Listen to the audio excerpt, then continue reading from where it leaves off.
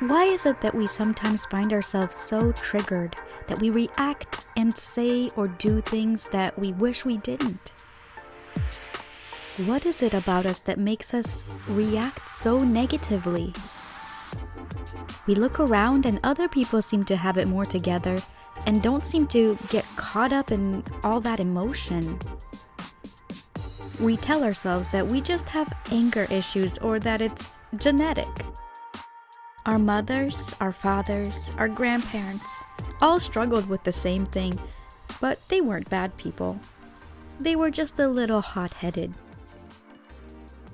But wouldn't it be nice to not have to constantly have something to apologize for or some consequence to face because of some action we took in anger?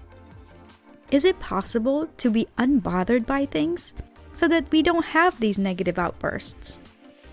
In this short video, I want to share with you how you can change the way you react to things so you no longer get carried away with anger or some negative emotion, but finally take back control and be the master over your emotions, and truly just be unbothered.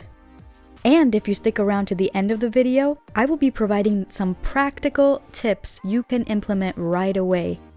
My name is Joanna, your Mindful Mastery Coach, and I am passionate about helping people gain mastery over their mind and emotions so that they can fully enjoy their life. To be able to understand how to stop being bothered by things, we first have to understand the nature of people and what happens when they interact. Let me give you a visual example. Human beings are like cups, filled to the brim with a liquid. The liquid varies from person to person because what's inside is dependent on the circumstances the person grew up in, what circumstances they choose to enter into, and what they actively choose to fill themselves with. Since we are filled to the brim, a small bump or movement will cause the liquid to spill over the edge. And whenever we interact with other people, we deposit a little bit of our own liquid into them through our words and actions. And as expected, when you add more liquid to something that's already full, it causes what's inside to stir and splash and overflow.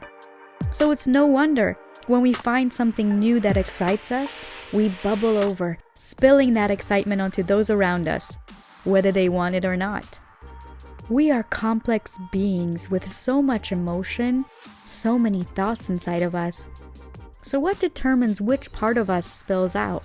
What determines if what we spill out is equal excitement or lashing out in anger or annoyance?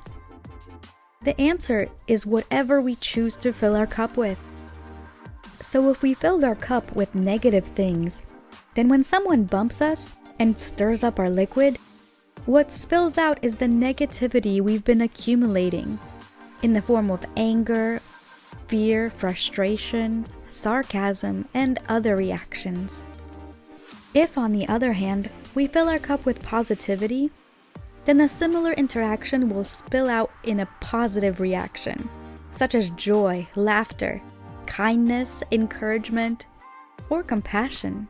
And that's not to say that those who have negative reactions don't have positive things inside, or that those who have positive reactions don't have any negativity.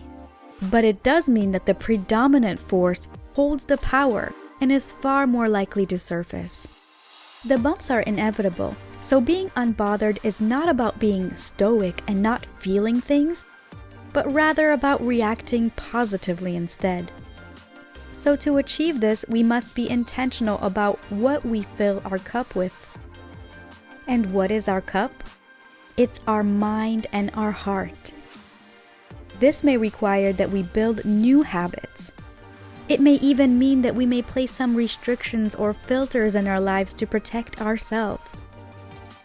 3 practical steps that can help you do this are: number 1, daily affirmations. Affirmations are positive statements that help to reprogram our natural way of thinking into more positive patterns. This type of positive self-talk is powerful and can change how we experience life. Number 2 is limit social media. While there are a lot of positive things on social media, there's also a whole slew of negativity. It has also been shown that the more time a person spends on social media, the higher the risk of depression, anxiety, loneliness, self-harm, and even suicidal thoughts. So it's definitely in our best interest to limit the time spent on social media to maintain our mental health. And number 3, laugh. Some of us love horror, thrillers, and mysteries. And enjoying a scary movie once in a while is not a bad thing at all. But it's also important to take the time to laugh. Put on a comedy, hang out with friends, do a silly activity. Whatever it takes, but just take time regularly to laugh, to fill yourself with those endorphins that bring happiness and reduce stress. The more you fill yourself with positive things, the more you will find yourself reacting more positively and enjoying yourself. And when you're enjoying yourself, it's much easier to remain unbothered. So comment down below and let me know where you're tuning in from, or let me know what you do to remain unbothered. If you liked this video, found it helpful, or just entertaining in any way, hit that thumbs up button. And if you're new to this channel, don't forget to hit that subscribe button and that bell notification icon so you get notified every time I upload a new video, because this year I am dedicated to helping you gain mastery over your mind and emotions. See you in the next video. Bye!